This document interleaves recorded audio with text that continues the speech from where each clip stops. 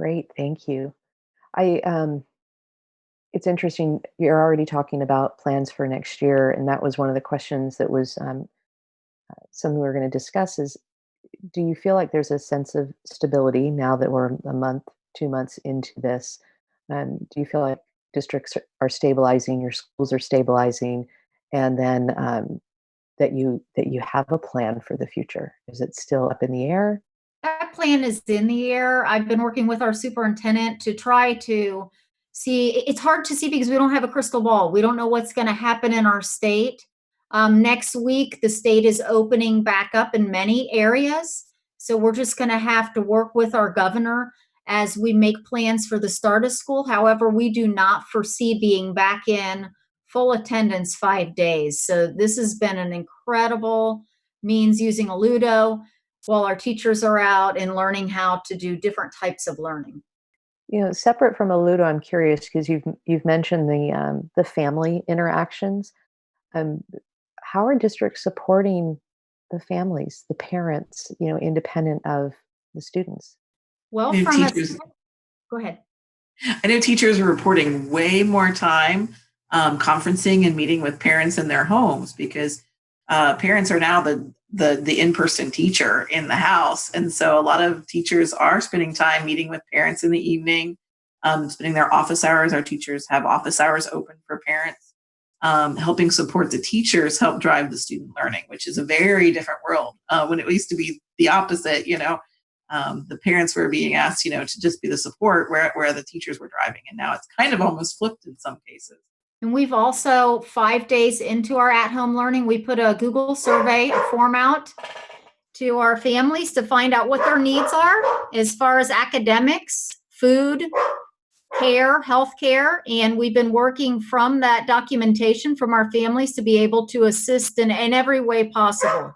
That's fantastic. That's great. So given what you know now, is there anything that you would do differently, would have done differently? I don't know. It's hard to say because this is such a one-off, one every 2-year event. It's hard to describe what you could have possibly done differently. It would have been nice if we had more PD time available throughout the year with teachers so that we had maybe built up a little bit more of the stamina beforehand. But I don't know if we could have really done much else. I don't know if either Amy or Andrea has any thoughts on anything you could have done, but it was just this is such a otherworldly event that it's hard to imagine having to deal with something like this again in our lifetimes. I think the immediate feedback that we've been able to get from our families using forms has been really important. However, I know that we will, as soon as this is over, restructure our information from our surveys to our families so that it doesn't take as long to go through the data that they provide. We sent surveys to roughly 3,000 students and then another 3,500 or so adults for our elementary grades.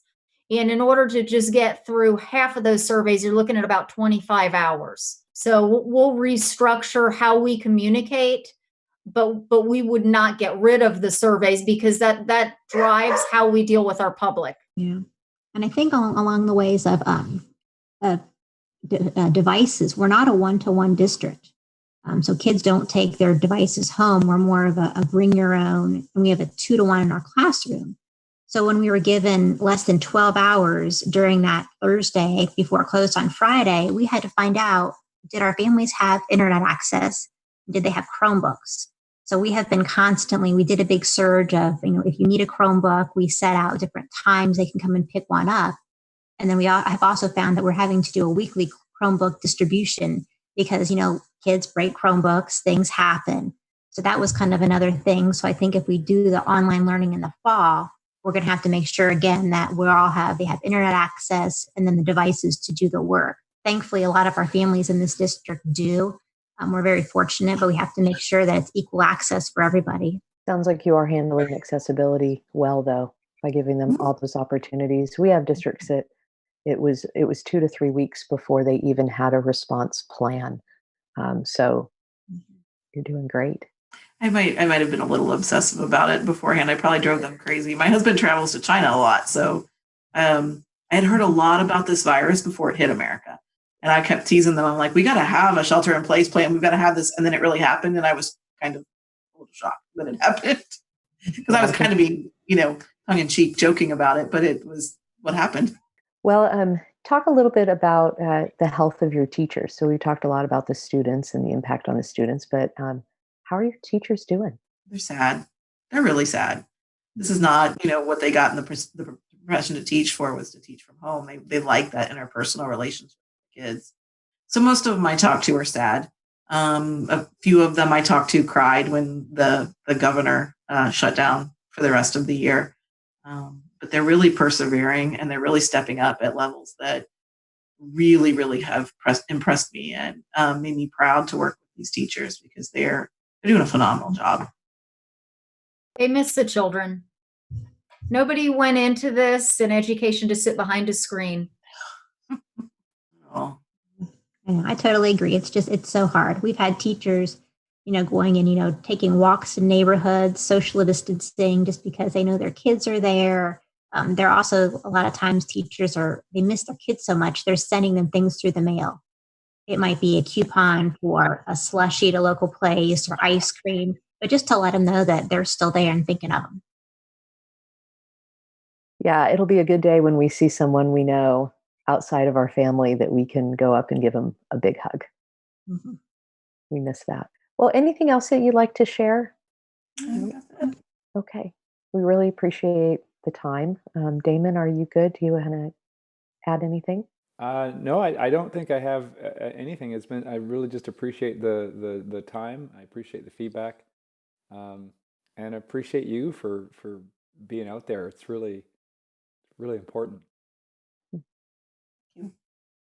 Yeah, it's such an emotional time right now, and we've talked about this with other districts that I just think that a lot of people just didn't give education the credit it needs. I mean, it's something that has been criticized, and people on high, well, education this and education that, and public schooling, and now that this lens and everyone can see, they're like, oh my gosh, you guys do so much.